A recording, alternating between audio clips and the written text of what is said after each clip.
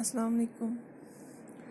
آج ہم class 10th کی جیوگرافی کا جو چیپٹر ہے ایگریکلچر، اس کا ٹاپک نمبر 5 پڑھنے جا رہے ہیں، ٹیکنالوجیکل اینڈ انسٹیٹیوشنل ریفارمز۔ جیسا کہ آپ جانتے ہیں جو انڈیا کا ایگریکلچر ہے وہ کیسے سبسسٹنس فارمنگ سے ہو کر کے ماڈرن ٹیکنیکس اور انسٹیٹیوشنل سیٹ اپ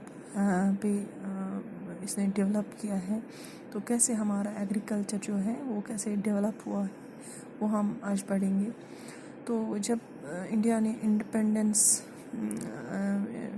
اٹین کی تو اس وقت جو یہاں پہ حالات تھی بہت خراب تھی، پاپولیشن کا پریشر بہت زیادہ تھا، اور اس بڑھتی ہوئی پاپولیشن کو فیڈ کرنے کے لیے جو گورنمنٹ کے پاس بہت بڑا ایشو تھا، بہت بڑی پرابلم تھی، وہ یہ تھی کہ ہم کیسے انسٹیٹیوشنل یا لینڈ ریفارمز کر کے ہم ایگریکلچر میں ڈیولپ کریں تاکہ ہم اس بڑھتی ہوئی پاپولیشن کو فوڈ گرینز پرووائڈ کر سکیں۔ تو اس سے پہلے فارمرز کیا کرتے تھے، وہ اکثر مونسونل رینز پہ ڈپینڈ کرتے تھے، اریگیشنل سسٹم وغیرہ وہ کہیں ان کے پاس اویلیبل نہیں تھا، وہ ساری فیسلٹیز یا فرٹیلائزرز وغیرہ کا کنسیپٹ نہیں تھا، وہ یوز نہیں ہوتے تھے، زیادہ تر لوگ نیچرل فرٹیلٹی آف سوائل پہ ہی ڈپینڈ کرتے تھے۔ تو جو پاپولیشن تھی اس کا تقریباً 60% جو لوگ تھے وہ انوالو تھے ایگریکلچرل بیسڈ آکوپیشنل اسٹرکچر سے انوالو تھے۔ تو اس وقت پھر گورنمنٹ نے جو ہی انڈیپینڈنس انڈیا کو ملی تو اس ٹائم گورنمنٹ نے اپنے فرسٹ 5 ایئر پلان میں لینڈ ریفارمز پہ فوکس کیا، جس میں ان نے collectivization, consolidation of holdings, land holdings, cooperation اور ایبالشن آف زمینداری سسٹم وغیرہ ان پہ زیادہ دھیان دیا۔ تو اس وجہ سے ان کو لگا کہ اس سے ہمارے جو انسٹیٹیوشنل ریفارمز ہو سکتے ہیں اور ہمارا جو ایگریکلچر ہے وہ ڈیولپ ہو سکتا ہے۔ مگر یہ جو لاز انہوں نے قانون بنائے تو یہ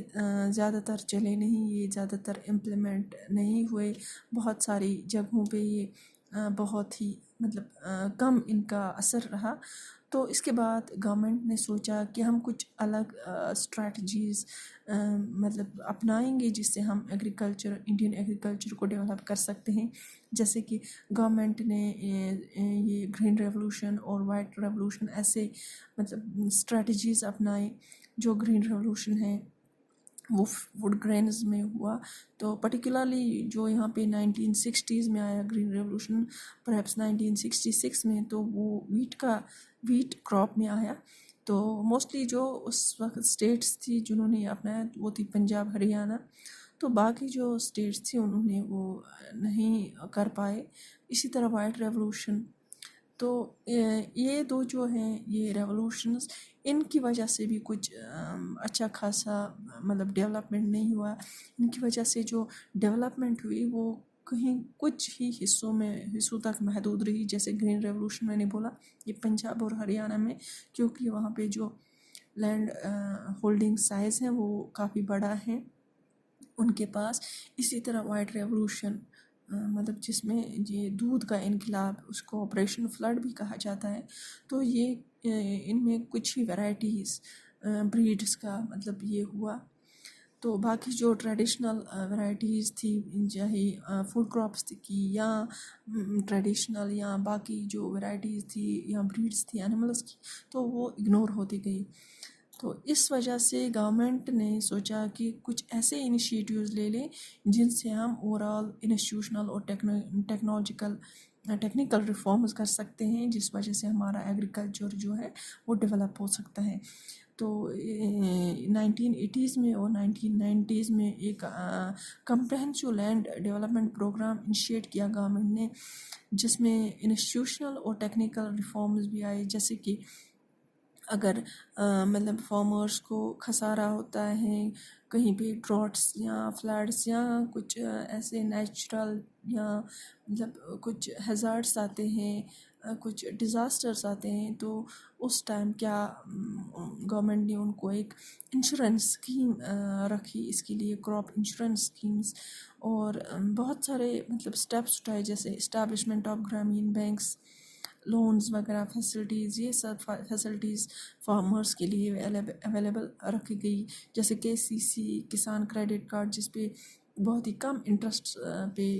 یہ جو فارمر ہیں یہ لون نکال سکتا ہے، اور اپنا جو ایگریکلچر ہیں، چاہے وہ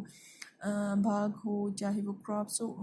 ان کی طرح مطلب ان کا سوچ سکتا ہے اور ان کو ڈیولپ کر سکتا ہے۔ اس کے علاوہ گورنمنٹ نے ویدر بلٹنز اور ایگریکلچرل پروگرامز رکھے فارمرس کے لیے، جو ریڈیو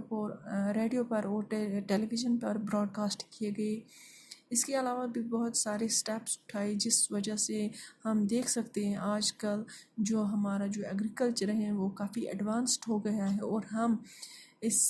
ہماری جو کراپس ہیں، چاہے فوڈ کراپس ہو یا نان فوڈ کراپس ہو، تو ہم ان کو ایکسپورٹ کر سکتے ہیں، جو ہماری جو پہلی سچویشن تھے اس کے برعکس ہم نے بہت ڈیولپمنٹ کی ہے ان ایگریکلچرل فیلڈ۔ شکریہ۔